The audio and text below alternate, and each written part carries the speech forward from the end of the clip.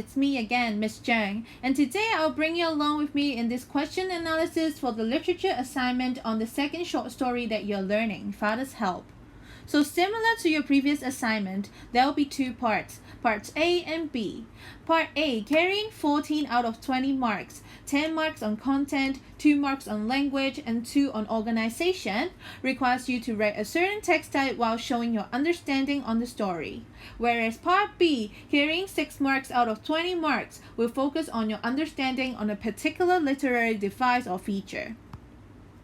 Let's take a look of the Part A question. Write a letter of apology from Swami to Samuel in at least 100 words. Your letter should show a good understanding of the story. So the keyword of this question will be a letter of apology. That is the text type that we are going to write this time. A letter of apology, unlike the letter you wrote in the previous assignment as mom to your son Jack, is actually a formal letter. Because when you're apologizing to someone, you want to make sure that the person knows that you are serious about the apology so that you'll actually be forgiven by the recipient of the letter. Usually, we aim to express our regret and apologize for something that we have done in an apology letter. Meanwhile, in order to make your letter more sincere and effective, showing that the writer is actually worth forgiving, it'll also be a good idea for the writer to promise a positive change from the negative action he or she has committed before. According to the question, the writer this time will be Swami, who is a student. So you'll be writing a letter from the first person point of view of Swami, meaning that again, you should be writing the letter as if you are Swami using personal pronouns like I, me, my, mine to describe Swami's actions, thoughts, and feelings. The recipient of your letter will be Samuel, your teacher.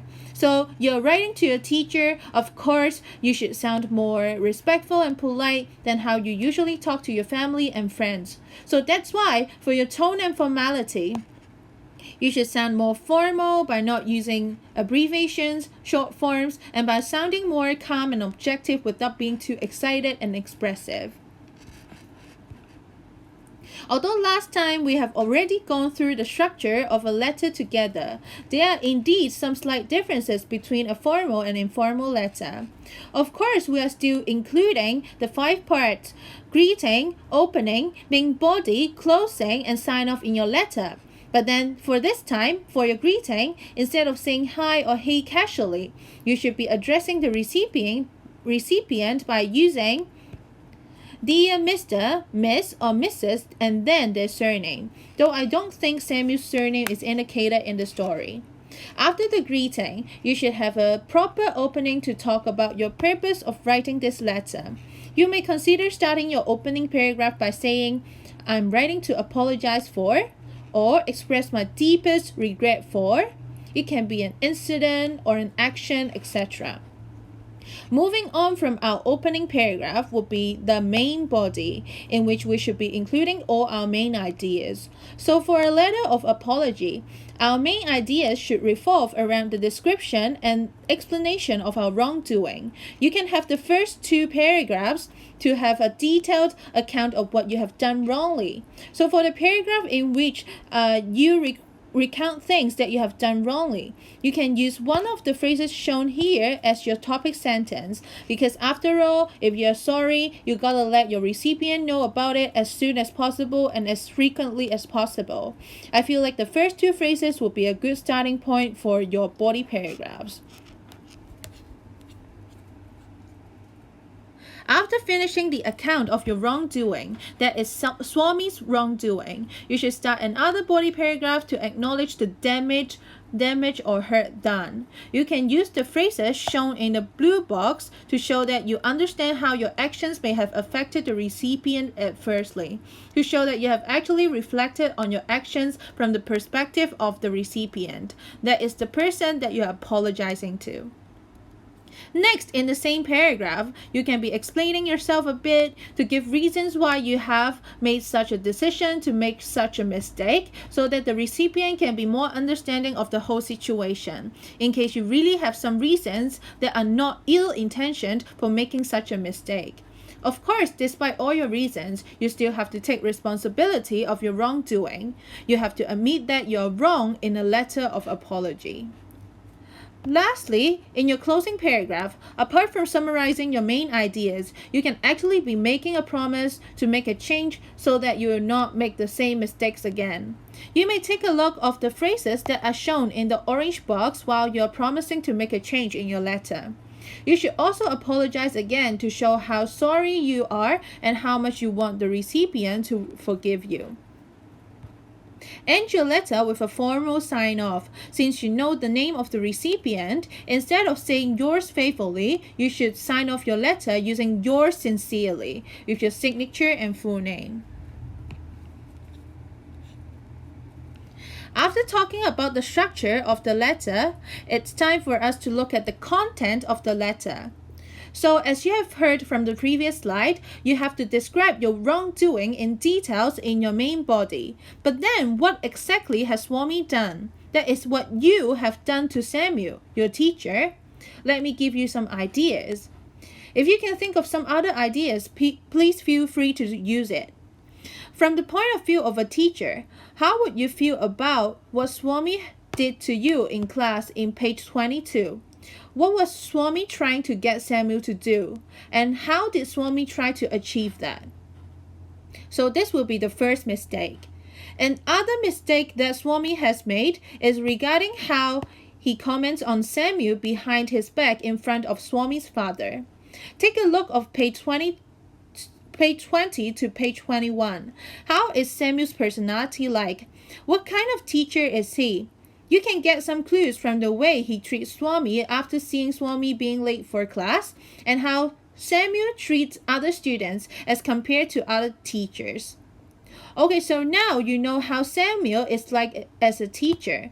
Do you think Swami's description of Samuel to his father was accurate?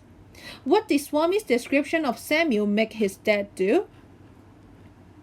Now, in a letter of apology, apart from knowing what you have done, more importantly, you also have to show that you understand how your mistakes would affect others. So in the second body paragraph, you can talk about how both mistakes you have made would affect Samuel in a negative way.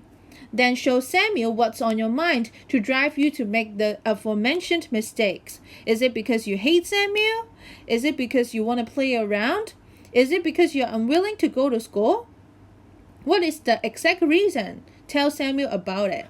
Then take responsibility. Take the blame for what you have done maturely. Then what about your closing paragraph? What should you include?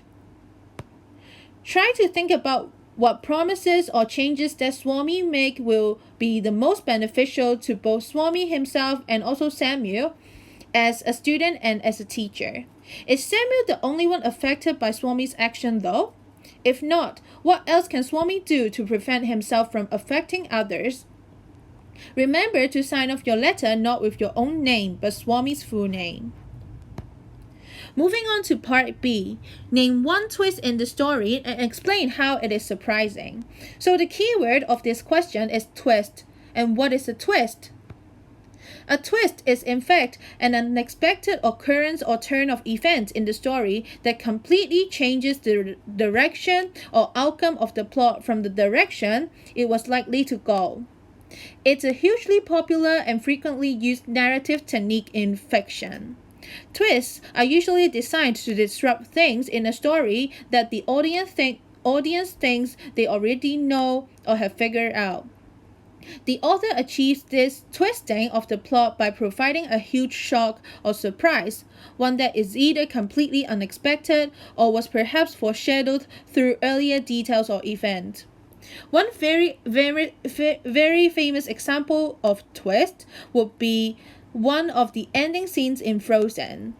Anna was desperately in need of an act of true love, which we assumed it to be from Hans or Kristoff, her romantic possibilities of partners, because Elsa accidentally struck and froze Anna's heart. Anna would die without the act of true love. While Anna was running on the ice and escaping from Hans to meet Kristoff for an act of true love in the last few seconds before her heart was totally frozen. Anna chose to run to Elsa, seeing that Hans was going to hurt Elsa with a sword. Because of this, Anna didn't have enough time to meet Kristoff and become frozen. Following such direction, we would expect a sad ending for Anna, for she was already frozen.